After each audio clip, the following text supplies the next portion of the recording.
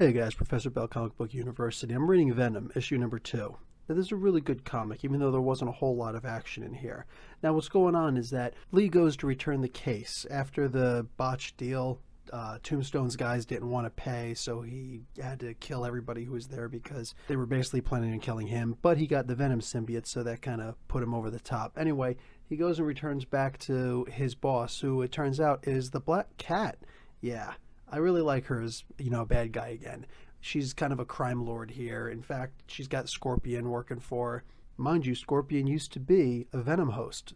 Now, this is actually pointed out because Venom is whispering in Lee's ear. And Lee's getting the idea that, he's got this under control. I mean, he's a former Ranger, so he knows what he's doing.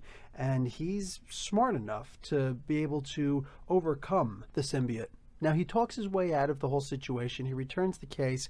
The symbiote can't override his Ranger training, so it goes after some fairly involuntary reflexes instead and causes him to throw up.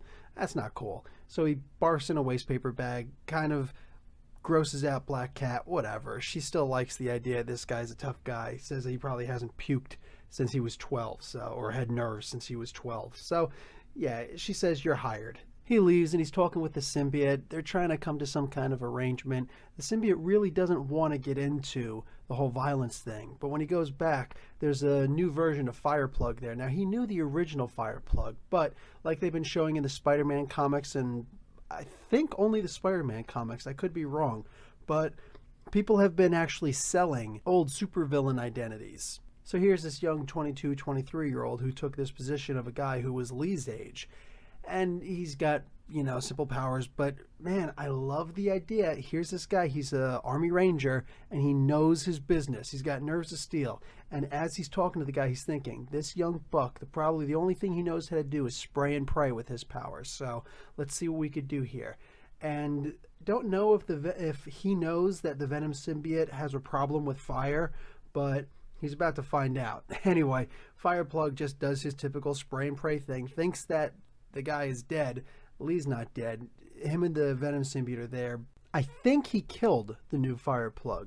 Like I said, it's kind of hard to see because all of a sudden the FBI, who had been following them, comes breaking in. They got some hyper-powered weapon there. Now, if it's a sonic emitter, that proves something bad, but we don't know what it is yet because that's where the comic ends. Now, this is a really good comic, but I'm really upset that it was so small. I mean, here's a half compliment, half insult. More compliment, though. If you're going to make a comic this darn good, you're going to have to make him double-sized issues. Because I was so upset when I came to the end of this. I said, no, and this is kind of what you want, but not this much, man, not this much. I think this was the same situation last comic, the first issue of this comic, because really good stuff, and it just felt like it ended so soon, but standardized issue.